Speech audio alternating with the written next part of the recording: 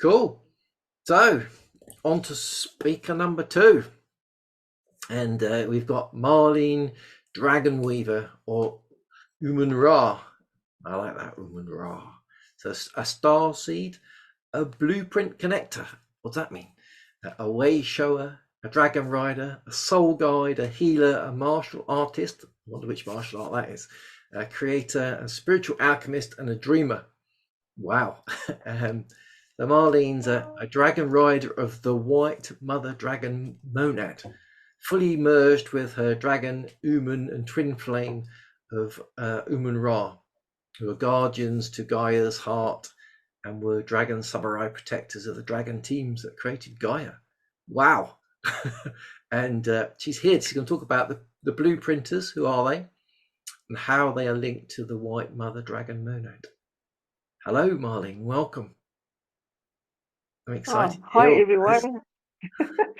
Thank you very much. I'm obviously this is my first foray into having giving a talk, so was a little bit nervous, but I'll hopefully I won't make too much of a fool of myself. You'll be amazing. We can see that. Thank you. Thank you for that introduction. It's taken me a while to get used to that part of my experience because I've started remembering who I be, and it's been an interesting journey, especially this last year, because I completed a course with Araya AmunRa, who you had as a talker during your summit, and I must thank you for that. That was the fact that you are hosting this is just incredible, and I think dragons are coming back so phenomenally into the human consciousness at the moment. It's actually quite important that um, that this is a platform. And thank you so much for hosting that. Really appreciate it. So I'm going to talk just a little bit more about myself. As a matter of fact, this is my origin story. So because of the work I'm moving into, and this is all really very new for me, um, I started this about a year and a bit ago when the concept landed for my moving out of healing and moving towards working with Gaia, doing grid work. So I'll explain about that later, but I need to give this background and introduction because no one knows who I am, first of all. Um, and secondly, it's kind of important that the type of work I'm doing now is going to be touching a whole lot of people in the near future. I've actually just had a week of incredible reconnection with dragons and riders of a very specific type. So I will distinguish from what Virginia just talked about. So I'll add on to that and give a more specific examples of specifically who I'm talking about. Um, so I need to talk about who I am, where I'm from, and who I'm a part of, because I'm not here alone, and I'm a part of a huge team. Um, I'm simply one of the ones that have got feet on the ground. So I met my dragon a whole number of years ago. I've been on this journey for a long time, but I never knew where I was going with my dragon. And I do healing treatments, so I was standing, waiting to go into the healing treatment room. The one day, my dragon said, "You're not using me properly. We are one." And I was like, "I feel you separately, but we are one." It was a little bit confusing for me. So this has been something that's been in my mind. It's like, how do you explain that? I know I'm not the dragon. I don't feel that I'm the dragon, but we are one. So what does that mean? So when I came across Raya and she explained it extremely well in one of her talks, it just like resonated with me. So this is kind of half the story and not really, because the way that Virginia explained a dragon rider is that it's a separate soul. What I am experiencing and what most of the dragon riders I'm calling them dragon riders, but they are actually slightly different from being a separate being. And I'll go into that just now. She explained that you get dragon keepers and you get what she calls dragon hearts. So that's a full dragon. It's a dragon that is choosing to embody as a human or a lion so a dragon can choose where they embody if they need to. So this is another thing. Why is it just to have an experience, or have you got a job to do? And I explained a little bit about the dragons that I work with on Gaia, because I've been here for a very long time. So this is not my first party. I was a dragon samurai. And when I first came across the term, it's like, this sounds really familiar, because I've been a warrior in so many lives on Earth, and not just on Earth, but in other worlds, other planets. And I could spontaneously remember those. So I've always had these experiences where I had all these characters floating around in my head, and I didn't really know what it meant until I came across reincarnation. I had no clue. So when I remembered reincarnation, discovered reincarnation, it's like kind of all fell into place. That's what that is. That's why I just know things. Okay, so dragon samurai. What does that mean? A dragon samurai was a force, part of a force, a very special force that protected the dragons that created the earth in three-dimensional space. So I was part of that team that protected the dragon, the created dragon. So everything I'm going to be talking about tonight is a small part of the whole. There are so many dragons. There are so many beings that are doing amazing and phenomenal things as starseeds, as certain types of beings that are in physical body at the moment on this planet. And there's a reason for that, because this is a very special period in our planet's history and development. And the whole ascension process is in a very specific phase at the moment. So that's why I'm talking about blueprint. So let's talk a little bit about blueprint. Because what is a blueprinter? When I had my soul reading from an Akashic record reader who happened to be a friend, we did an exchange. She called me a blueprint changer. And I had no idea what that meant. So we kind of spent a time after she gave me the reading to kind of, because I had certain memories and she had labels for those memories. So, okay, is this what it means? Okay, so blueprint changer, right. So I did some research, and at that stage, I was very much at the beginning of my journey still. So what I've come across, and I've actually remembered a lot of what I'm talking about. I've also got a soul sister that's part of my oversoul. And I'll speak about oversouls and what is a monad and all of that, and link all of this together during this talk. I've got a soul sister who's a medium and a channeler, and we have done a lot of work with our own personal oversoul, find out who we are, the eternal question: where am I from, and who am I? So we have discovered some really interesting things, and it's been quite an eye opener for us, because we're not talking tiddlywinks here. These are big concepts and big ideas that we're talking about. So it actually took me quite a while to get used to. Firstly, I had Anubis as a guide right throughout my awakening process, and he always was helping and guiding me and popping up in weird places. And he, at some stage, came into my awareness when I had my eyes closed and I was waiting for the kettle to boil. I was making coffee. I just gotten up. And he said, we also know one another quite a lot, because I listened to another guy that says, yeah, Anubis is a good friend of mine. I'm also a good friend of yours. Okay. And then he called me Ra. And Ra? Okay. Well, 2 weeks of total overwhelm, doing research. Who is Ra? What have I got to do with Ra? It's like, so, long story short, my twin flame is Ra, AmunRa, that we know as the Egyptian god Ra. He's also been other things,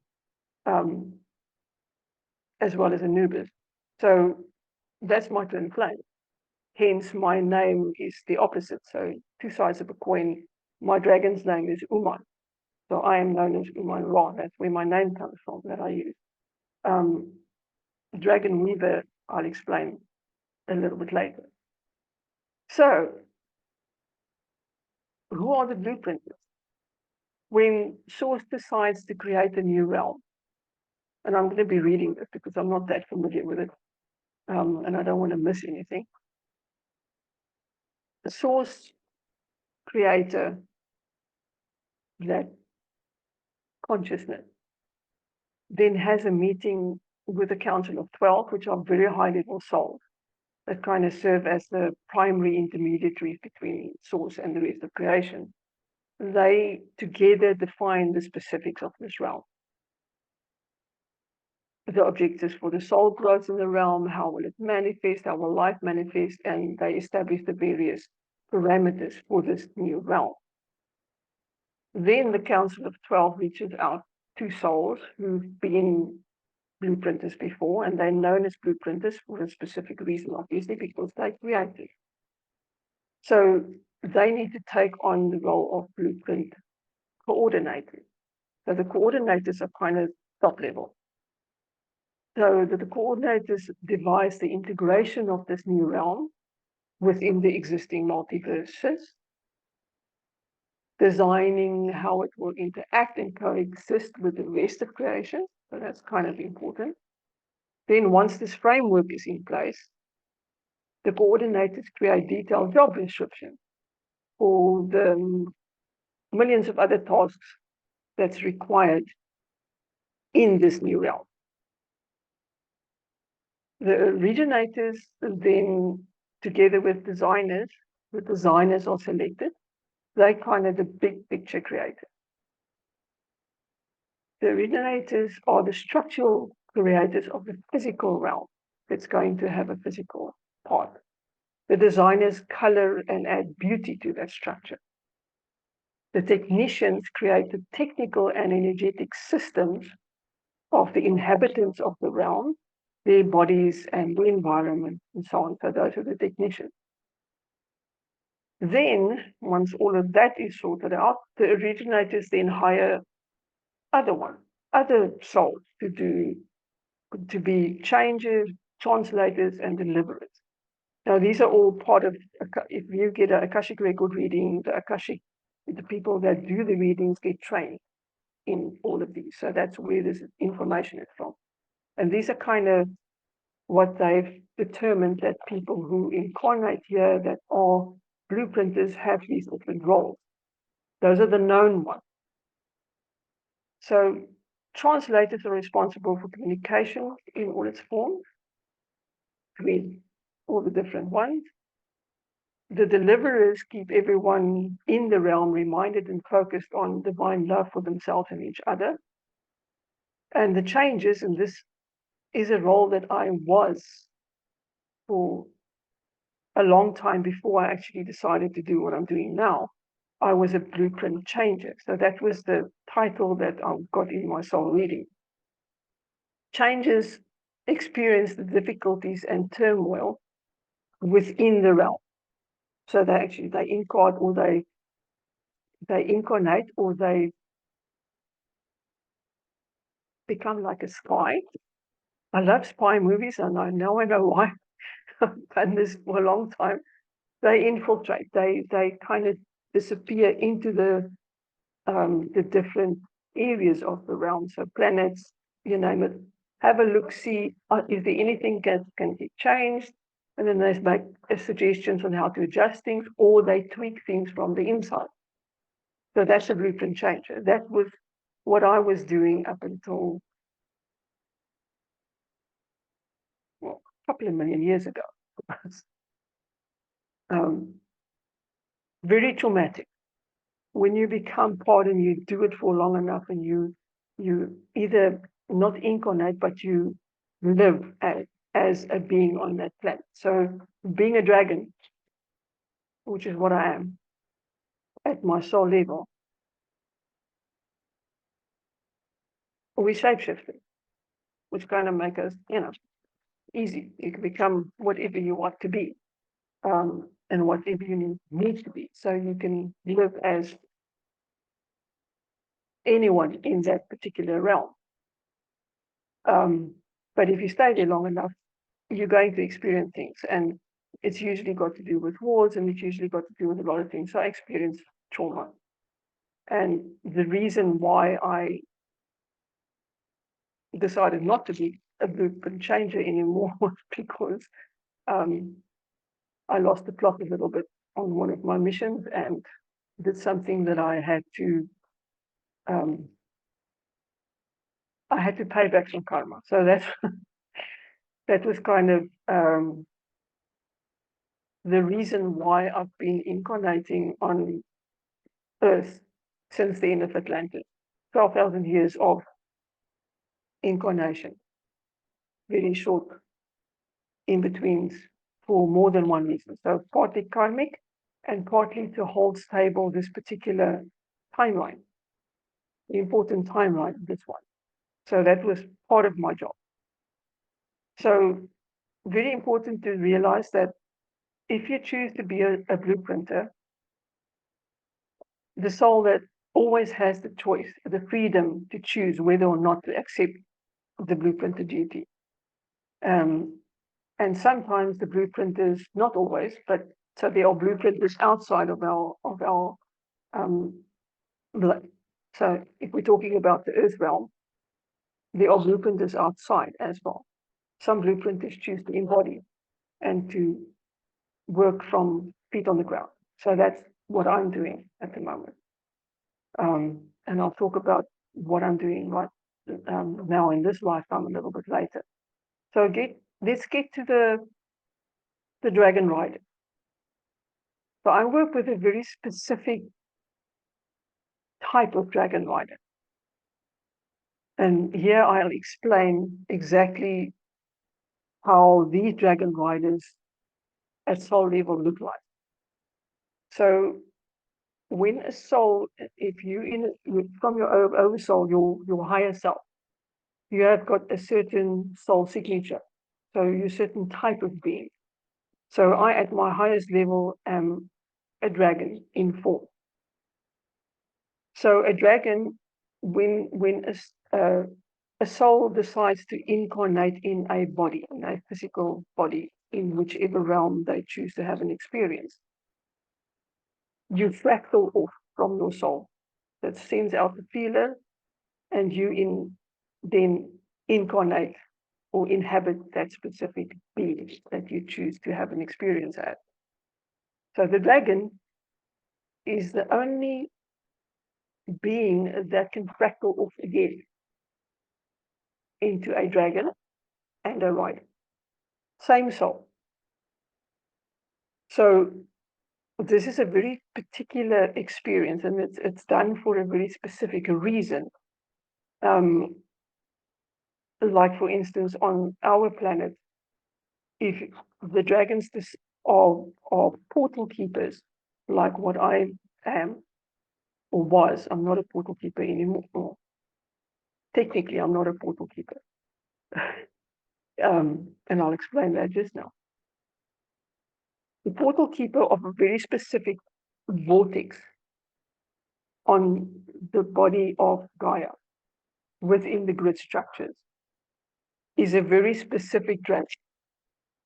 So this dragon has duty, but because of where we are developing at the moment, with the grid structure shifting from a magnetic grid structure to a crystalline structure, there's a very specific set of chakras that I specifically, my group is working with, and they call the spiritual chakras. So you have the earth chakras, there are physical chakras, and there are a number of them across the planet, and everybody's familiar with those. The Guru is one of them. But they are different layers of chakras, just like we've got a mental body and a physical body, an emotional body, and a spiritual body. So does Gaia. So her spiritual chakra system is the set of chakras that I'll be working with, and that this set of specific dragon riders are working with. So there's a portal keeper dragon team. It's a dragon and a rider. And this, okay, so let me backtrack a little bit. When the dragons created Gaia, the structure, and here I'm talking about dragons as blueprinters, created. So the dragons have been holding the grids, the structural grids, the energetic structure of this planet in all the layers and all the dimensions since she was created. So because up until now we've been at third dimensional vibration, Gaia's actually already shifted into fifth dimensional density. In these dimension and densities, people have different definitions of these things. I'm just going to say dimension because everybody knows we're moving to the fifth dimension. It's a frequency. So to hold that amount of light, because of where we are at the moment in our evolution, we're in the photon belt, we're being bombarded by a lot of high frequency light at the moment. The sun is bombarding us. There's a lot of stuff happening at the moment. So our frequency is rising. Gaia's frequency is rising. And to hold that amount of light and not leave the physical body, we need to shift to crystalline structure. So that Gaia is also shifting to crystalline structure. But the dragons have been here for a very long time, have been working very hard. So it was actually decided that the grid structures are going to be taken over by the lions.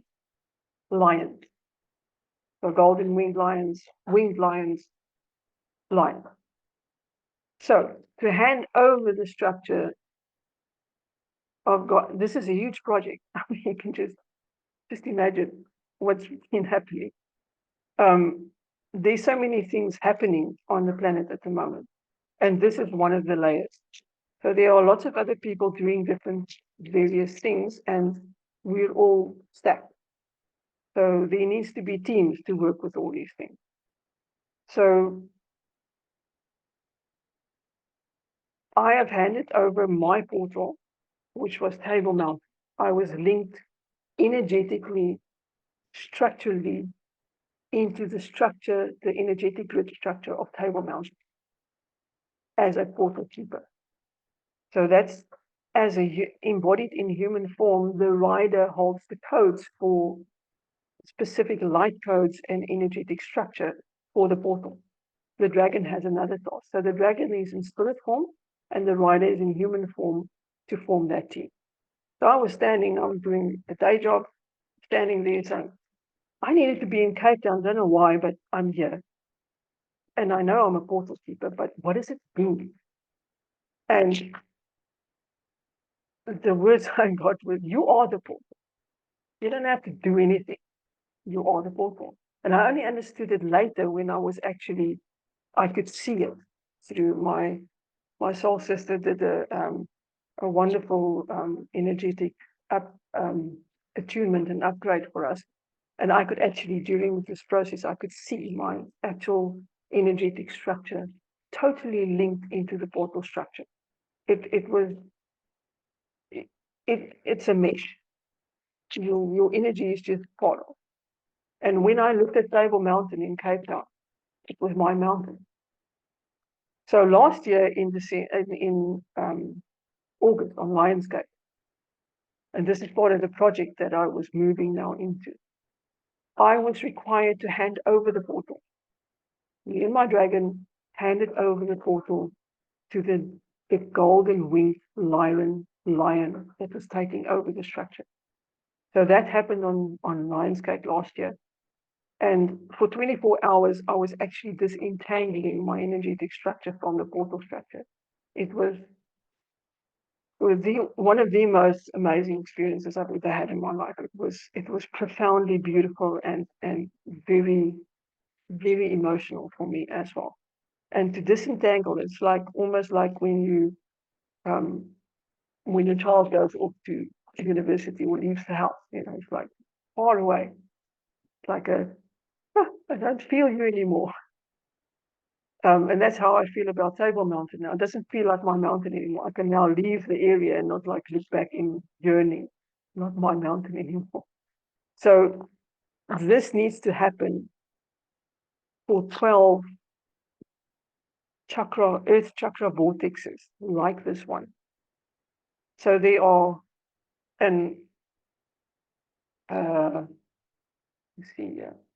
I've actually done a post in the Dragon Thunder. I'm not going to name all the portals now, but I obviously, because of my project, I needed to find all the other portal keepers.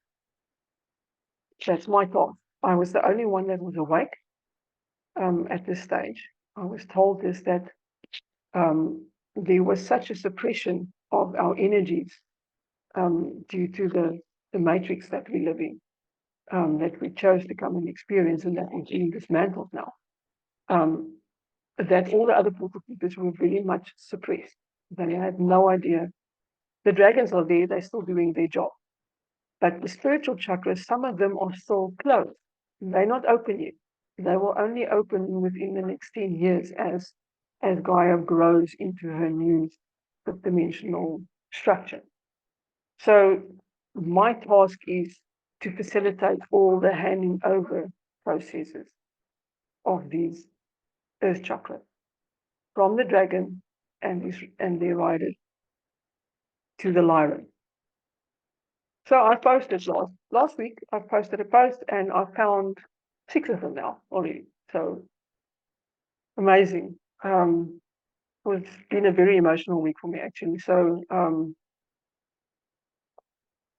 I was going to talk about that a little bit, but I'm just going to leave it there. There are 12 fifth dimensional spiritual chakras, earth chakras. They are spread all across the planet. The whole of South Africa is the solar plexus. So Table Mountain was the focal point, and the whole of South Africa is the solar plexus chakra. So we are very closely linked, obviously, to Uluru in Australia, being the physical. So there's like a whole thing. That's another topic for another talk, probably. So, what is a monad? When you talk about an oversoul, what is a monad? So, within your oversoul, there are 12 souls, 6 pairs of twin souls. And I must just say here that a dragon and a rider, like how I work with these particular dragons, it's like having a twin flame because you're the same soul. That's why being one is such a thing. It is just, we are one. And then you still have a twin flame. So there's like this triangle going on. And it's a very weird configuration, but there's a reason for that due to what we do. So normally in an oversoul, there are 6 pairs of twin flame, 12 souls in an oversoul. Then there are 12 oversouls in a monad. So there's a group of 12 oversouls, and that forms the monad. So our particular monad is the primordial white mother dragon. So when Source decided to create the Earth realm, first was created a duality, a primordial mother dragon and primordial father dragon. White, black. So my monad is part of the white mother dragon. She holds our monad. So that's the top structure of where I'm from. And this is the original blueprinted team that created this realm. This particular Earth experiment, this is the monad that created it. So we've been at this for a very long time. We've actually, me and my soul sister, we've met last year for the first time, and suddenly we're doing this amazing work together. So we've dived into exactly what is the structure of this, because we needed to understand what is this that we're working, why are we having these remembrances, what are we supposed to be doing? And I'm supposed to be doing all this work within this business project. What is it about? So the white mother dragon, and she's not the only one. There are lots of mother dragons. This is just my particular monad, and she was created for a very specific reason. And I think, yeah, so there's white dragon, black dragon, doesn't necessarily mean it's light and dark, but not good and evil. That's not how it needs to be perceived.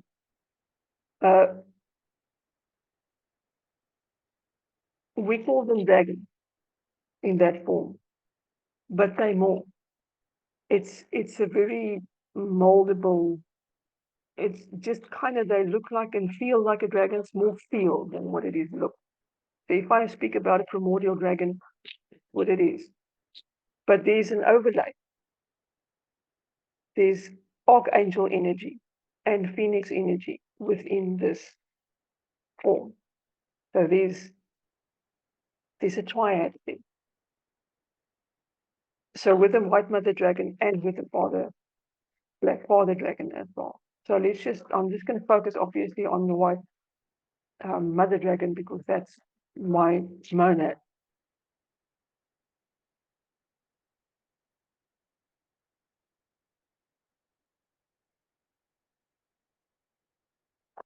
My oversoul is one of the first 12 oversouls that was created for this realm. So the white mother dragon gave me a beautiful image, showing me how she created the monads. 6 eggs with 2 twin souls in each of the eggs in a basket. It was such a beautiful image. And then she created all the other oversouls. So 12 baskets full of 6 eggs each. It was a beautiful visual she gave me.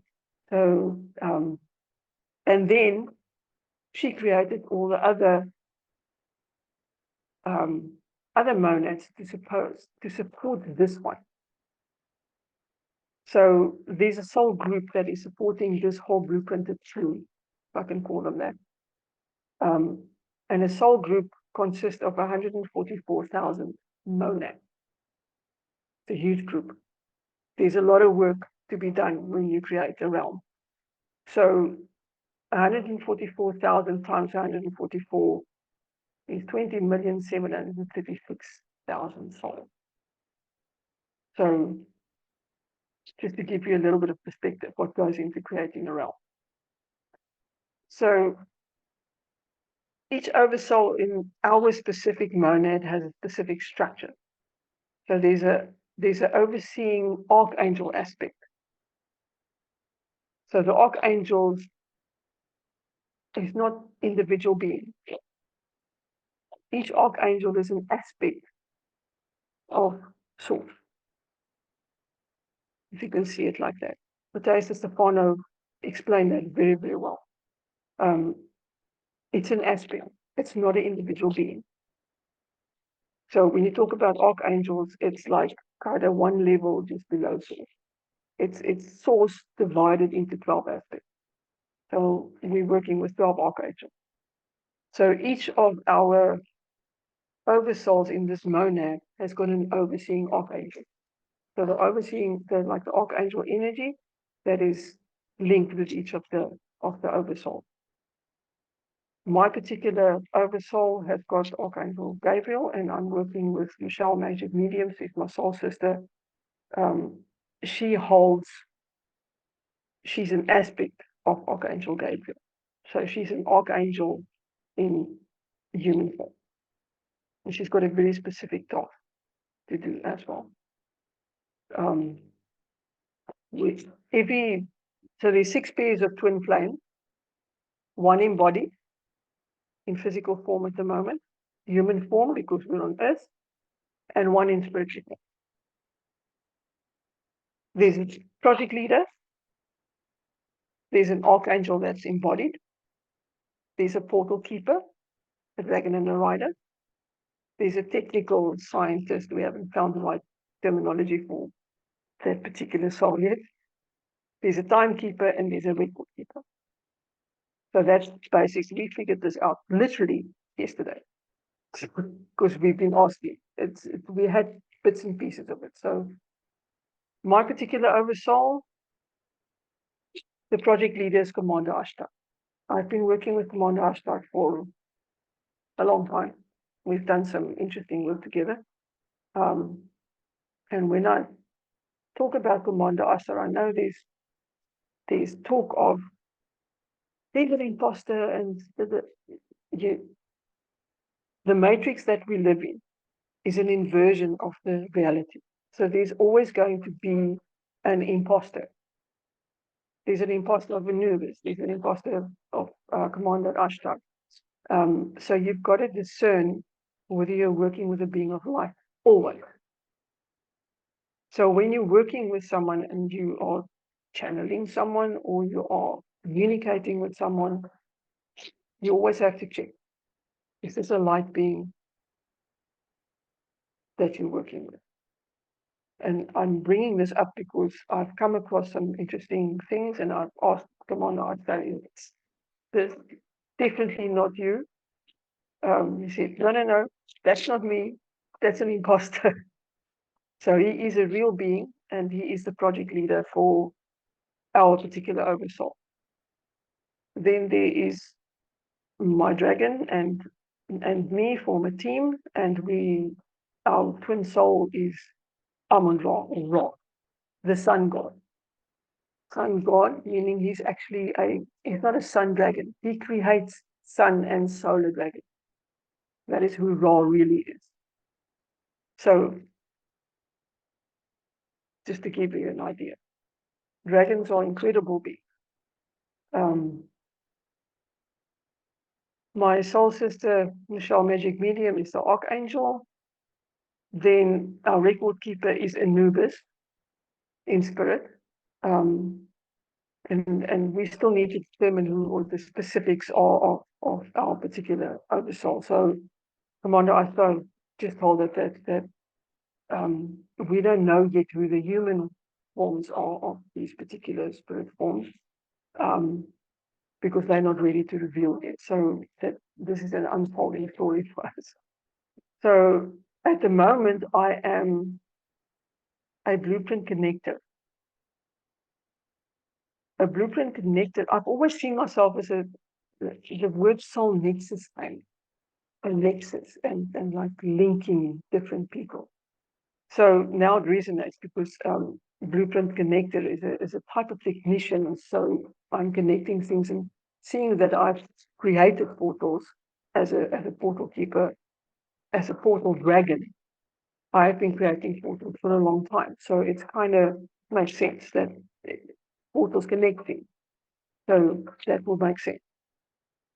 So each of us also has our own soul group to assist us, and these can be part of within the rest of the monad. The soul, the oversouls, the other 11 oversouls. So they each have specific archangel energies and things. So our particular soul grouping, our particular oversoul, our oversoul was one of the first ones that worked with developing humanity, seeding humanity, working with humanity. and that was Africa. So the original experiment base in Africa was called Pretoria. So that's where we first worked. So our particular oversoul has got connections in Africa, which is why I'm in Africa. So I'm working with a portal that's related to that, and that's why I'm with the solar plexus in South Africa at the moment, because that's where my oversoul stems from. So now I had to disentangle because I now need to travel to all these other portals as well and do what I need to do. So it's been an interesting journey for me to kind of, I mean, this is a mouthful. I'm starting to get used to saying these things now. And actually, Commander Asta told me, yes, you volunteered for this. I'm doing it, and it's challenging. So other souls in this monad are related to other areas, obviously. So each of the spiritual chakras is in a different area, and there are dragons holding the tectonic plates. So AmunRa is one of the dragons that holds her dragon that she is holds one of the tectonic plates. They are known as the Council of Moon. So she is the one that chose to be awake to waken up all the other dragons. And that's where I met her the first time, is when she came and woke up the Africa dragon, or the black female dragon that lies over the continent of Africa.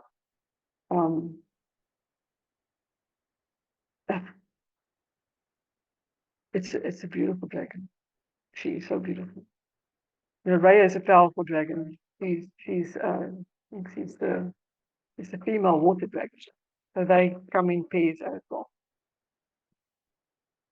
So there's lots to explore from this, obviously. So I'll obviously do more talks. So this is the Gridwit project that have to do has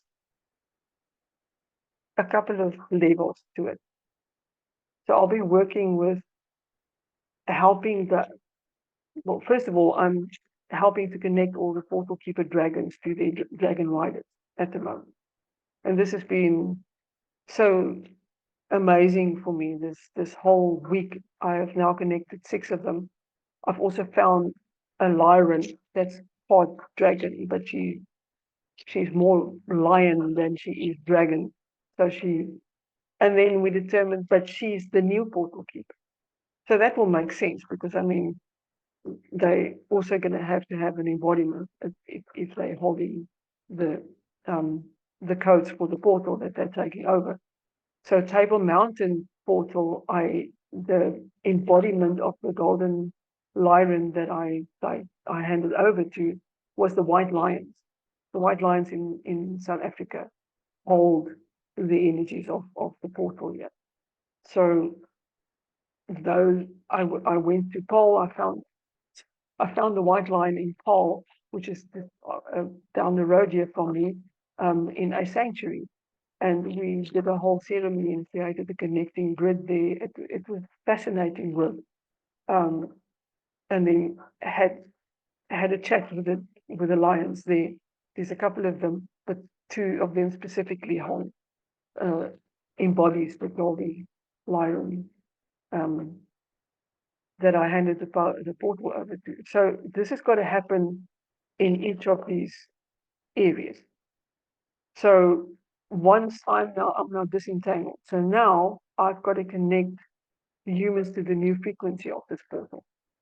Each of these vortexes vibrate to a certain frequency.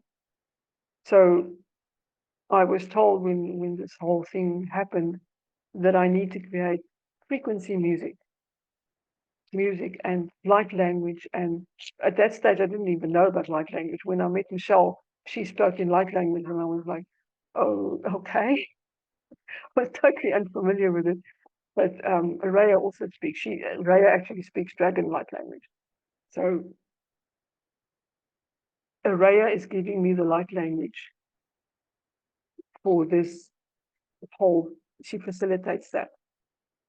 I then put frequency music to that, which is what I did for the handover as well. And this becomes an attunement.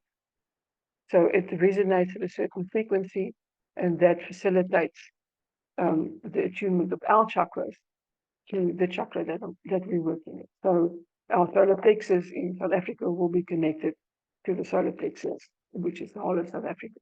So that's the work that I'm doing, and I'm using light codes and light language to facilitate that. So we are all also upgrading our bodies to crystalline structure, our DNA, everything. So what Michelle is facilitating is the structural change, she actually helps our bodies to get those crystalline structures. That's what she facilitates. That's a whole different story, but that's what part of what she does. And then I just do the attunement so that we can link chakras to the actual portal. So that's my job. So to do this, I need to do what I call conscious music festivals at each of these sacred sites. So the one in South Africa is going to be happening later in this year, August, September-ish. So I'm pulling together a whole lot of people to do this. I'm not the only one doing it. So it's a huge job. It's a huge thing that we're doing. So I was totally overwhelmed at the beginning. Last year was hectic for me because I needed to just wrap my mind around, just what I'm doing. And it's taken me a while, and just to do this talk tonight, I spoke to Kevin earlier and said, I haven't done anything like this before. I don't know how this is going to go down, because this is, for me, this is extremely, at the beginning, this was extremely weird. I mean, it's like, what is all this stuff? But the more that this journey has unfolded for me, I've done shamanic journey work. I've been a shaman in a whole lot of lifetimes to balance out all the warrior lifetimes I've had. I've done some really interesting things which we will not discuss. Bad dragon stuff. Yeah, so I'll have to have pilgrimages to all these sacred sites, and all the dragon riders and all the portal keepers will have to be part of this whole journey. So I'm getting them all together. So this will be an unfolding journey on my profile, obviously, and I'll obviously post these things in Dragon Thunder group as well. So I'm not really ready to answer any questions. I will kind of do that. I think as a separate, or either Zoom or a live chat or something, I'll organize on my own profile. So if you've got any questions, you're welcome to ask me then. Just being here tonight it's been an emotional journey for me. So thank you very much for the opportunity to share with you. And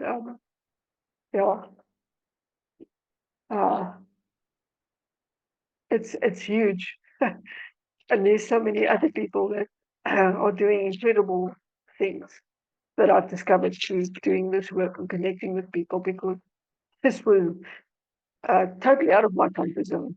I need to organize events. I have no idea how to do this. And I realized that I actually had all the connections already. I knew people that could do certain things. And yeah, so if you feel you resonate with anything that I've said, and that you might be maybe one of these portal keeper dragon riders, I'm still looking for 3 or 4 of them. Glastonbury is one. The dragon is waiting for you. So putting it out there. Sure, yeah. Thank you very much, Kevin. I don't know if there's if 1 or 2 questions, maybe I'll see if I can waffle. Beautiful. Thank you for sharing that deep information. And I think many of us, it resonated with us. I was just sitting here in wonder, and I was building a picture of all those monads and all the different levels and thinking, wow, there's huge numbers. And yeah, I'm going to have to sit and listen again, I'm sure, because my brain's a bit like, oh, Yeah, whoa, wow. All it was going, wow, wow. yeah. A lot of Thank you. information and yeah. Yeah, well, thank you for sharing with us, and thank you for bringing us up to date on stuff that's brand new to you. And you shared it very eloquently, and it was beautiful. And I'm sure we'll have you on again, and Thank you're you. more than welcome to share in the thunder. And if there's any assistance that you need, then stick it in the group. I'm sure there's people that will help you. It sounds like Thank you so much. it's a huge mission, isn't it? And It's a huge mission. Yes. yeah, and Yeah. you need But help. like People Commander help. Ashta said, you chose to come and do this. So yes, I Yeah. will be traveling, and I'm the You eternal know you gypsy. can do it. So That's why. And I always find the dragons give you something, and you think you can just do something small, and then you don't realize with their power and their energy how big it can become. Um, I've seen that for myself, and I'm sure they'll be there to assist you. And you've got lots of yes, I've friends got here. lots of assistance. Yeah, Yeah, and you've lots got of friends dragons here. assisting. Yeah, Yeah, yeah. exactly. Lots of human We up to friends. this. And I'm sure some people will watch this on replay or something, and they're going to go, oh, well, maybe that's me. Maybe I am that dragon rider. Maybe Glastonbury's mine, or whatever it is, So if you're feeling that call, then please do get in contact with Marlene, and all of the details, all the links for every single speaker that ever talks is on the dragontalks.info site. So it's there, and everyone that's been on this call will get a copy of the videos, and it'll be on the Dragon Portal, and it'll be on YouTube, and it'll be linked in the Dragon Thunder group, so you can't miss it. And yeah, I suggest you all watch the replay of this, and really sort of once you've heard it once and it blows your brain a bit, the second time you'll listen and it'll hit home a bit more, because you're like, oh yeah, I've mapped that in my mind, and that's where I feel I am. I was just sitting here and I was like, wow, but it all felt so true. My hair on my arms was going, which is Yeah. a truth for me, So Truth bumps. Yes, yeah, I get exactly. those as well. Yeah. I'm just scrolling through the chat, and yeah, I don't know if this chat appears in the replay, but I would like to have a. You Yeah, guys can contact me. I'm Marlene UmanRa on Facebook. So just search for me, but my link is probably in Dragon Thunder as well, and I'll post something on there as well, just so that you guys can link with me. yeah, all So the you're links welcome. all over the place, so people will be able to find you. Yeah, and what I do is I download the chat, and I'll put it onto the Dragon portal, which everyone will have access to. It's completely free, so you can get in there, and you can download it. So I put it all there so everyone can read through it, because sometimes it's nice to read through the comments and realize what a wonderful job Virginia, I can't say, I'm going to lose my voice. Virginia and Marlene, you've both done amazing talks tonight. Let's everyone give them lots of beautiful hearts and lots of beautiful reactions, because I think it's very brave of them to come out and talk about such deep subjects. So, either of you ladies want to say anything before we close off? Kevin, you can say Virginia. It's fine. Okay. It's actually the English version of my name, so. That's fair enough. I Mm. think my brain's getting. I really enjoyed your chat, by the way. Your talk was very interesting. I find it fascinating. Thank you, Marlene. You're both getting lots of thanks, lots of dragon hearts, and yeah, lots of hearts and lots of love. So, yeah, so thank you very much, ladies. I'll just tell you what's occurring in the future. So we've got an extra special one this month on the February the 18th. It'll be at 6 p.m. London this time. We've got Alexandra is coming in. She's cosmic fairy, and she's talking about unlocking 7 codes, uncovering the hidden dragons and water priestesses, and then working with land dragons, and all about things going on in Rome and the Vatican, and it's quite exciting. And there's also an event that she's putting on, so she's going to share that, and I'm very excited to be going to to Rome, Italy in April with her to assist. I won't say too much now in case they put the guards up and stop us coming in. And then after that, then we've got some slots free. So as I say, you don't have to talk for an hour. You don't have to say so as much as these beautiful ladies have. You can pop in on 30 seconds and go, I met a dragon the other day. It's green eyes and blue blah blah, and it was interesting to me. Does it resonate with anyone? I'm happy for people to come on and do short talks. So if you're interested, let me know. There are some time available on all the talks, but we've definitely got slots free in June and July at the moment. And then in July, hopefully you all know that on the 21st of July, we've got the Galactic Dragon Thunder Summit that's going to run for 24 hours. We have actually got, if someone's in Australia and they want to take over one of the speaking slots and take over the hosting slot, we've got a gap. Because one of the ladies that was doing it is leaving Australia and moving back to France, so she won't be able to do it. We've got one person that may be interested, but if anyone else is interested in taking the Australian time slot, then please let me know. We want a speaker and we want a host. There'll be a co-host. There'll be two of you hosting, and I'll be there to assist. But I might be in my pajamas, hiding behind the camera. Cool. So it's been beautiful. Thank you both you ladies for sharing so eloquently, and I'm sure everyone, as you can see, is sending you lots and lots of love. And I'll be posting these everywhere.